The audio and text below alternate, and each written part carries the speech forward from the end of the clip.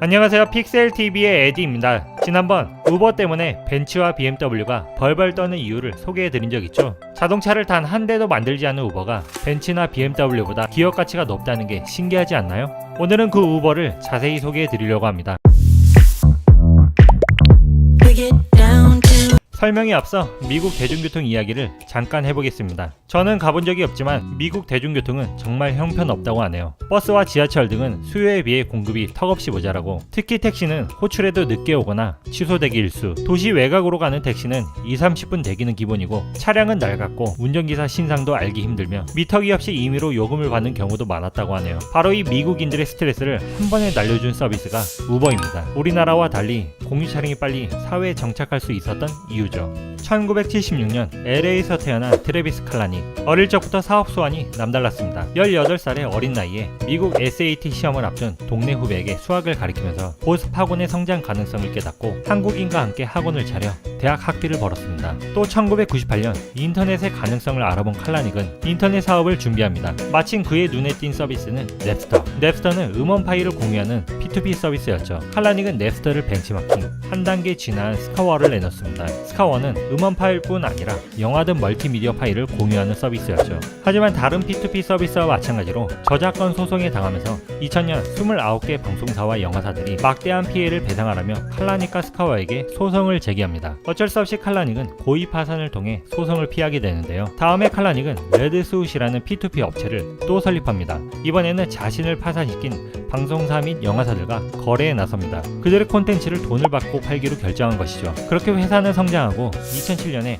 아카마이에게 회사를 1,900만 달러에 매각합니다. 매각 후 칼라닉은 아카마이에서 P2P 담당자로 근무하게 되는데 2008년 프랑스에서 열린 IT 컨퍼런스에서 스턴브러폰 창업자 게리 캠프를 만납니다. 둘은 짧은 시간 내에 친해졌고 같이 택시를 기다리고 있었죠. 그런데 아무리 기다려도 택시가 오지 않는 것이었습니다. 프랑스 파리의 형편없는 택시 서비스를 경험한 칼라닉과 캠프는 이렇게 불편한 택시를 개선할 수 있는 방법에 대해 논의하다가 차량 공유 서비스라는 아이디어를 얻게 됩니다. 택시가 불편한 이유는 경쟁이 없기 때문이고, 허가제로 꽉 막혀있는 시장에 누구나 참여할 수 있다면 경쟁이 일어나 서비스가 개선될 것이라고 생각했죠. 2009년 칼라닉과 캠프는 최고라는 뜻을 가진 우버캡을 창업합니다. 초창기 이름은 우버가 아닌 우버캡이었죠. 창업 당시 우버는 불법 서비스였는데요. 허가받지 않고 유사 택시 서비스를 제공하는 것이기 때문 다음에 택시 업계와 규제 당국에서 허가도 받지 않고 택시 영업을 한다고 압박하자 회사명에서 택시라는 뜻의 캡을 떼어내 만든 이름이 우버입니다. 칼라닉은 창업 당시부터 불법이라는 사실을 알고 있었지만 과거의 창업 경험이 그에게 확신을 주었습니다. 규제 때문에 사용자가 불편을 겪는다면 그 규제가 잘못된 것이다라는 거죠. 우버는 불법이라는 논란에도 불구하고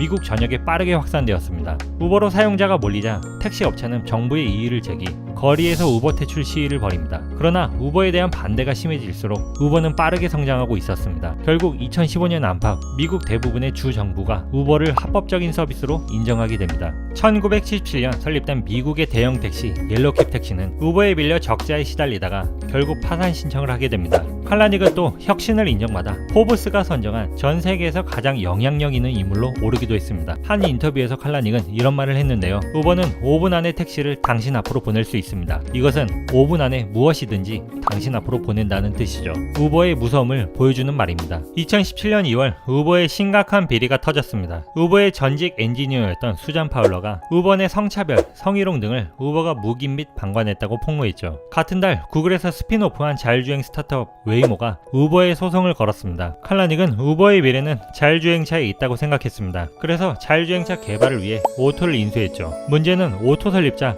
앤서니 레반도스키가 구글 자율주행차의 핵심 엔지니어였던 것입니다. 웨이모는 앤서니가 퇴사하면서 자율주행차 핵심 기술 14,000여 건과 약 10기가의 데이터를 빼돌렸고, 오토를 인수한 우버가 이 기술을 활용해 자율주행차를 개발하고 있다고 소송을 낸 것이죠. 결국 법원은 웨이모의 손을 들어줬습니다. 우버가 웨이모 기술을 빼돌리기 위해 오토를 인수했기 때문에 이 기술 사용을 중단하라고 명령을 내린 것이죠. 이번엔 미국 트럼프 대통령과 문제가 터졌습니다. 트럼프가 반이민법을 발효했을 때 많은 기업이 항의하는 의미로 서비스를 중단했는데 우버는 사용자를 위한다는 명목으로 오히려 값을 낮춰 운행해 사람들의 질타를 받았습니다. 그래서 SNS에 딜리트 우버, 보이콧이 일어났죠. 부정 이슈는 여기서 멈추지 않습니다. 2014년 칼라닉이 한국에 왔을 때 룸살롱에서 접대를 받았다는 뉴스가 터진 것이죠. 우버는 2009년 설립된 후 8년 동안 흑자를 내본 적이 없는 회사였습니다. 투자자들은 칼라닉의 수익을 낼 방법을 요구했으나 그동안 답을 못 내놓고 있었죠. 결국 우버 대표는 무기한 휴가를 가겠다고 밝혔고 주주들은 7일 만에 그를 CEO에서 내려오게 만들었습니다. 그렇게 칼라닉은 8년간의 우버 CEO 생활을 정리하게 됩니다. 우버 이사회는 익스피디아에서 12년 동안 CEO로 재직한 다라 코스로샤이를 새로운 우버 CEO로 선임합니다. 신임 CEO는 우버를 과연 잘 성장시킬 수 있을까요? 아직은 순탄치 않아 보입니다. 최근 실적이 별로이기 때문이죠. 작년 3분기 적자가 무려 1조 원입니다. 자, 이제 우버의 서비스를 살펴보겠습니다. 서비스가 정말 많은데요. 제가 임의로 11가지 정도로 출연했습니다. 첫째,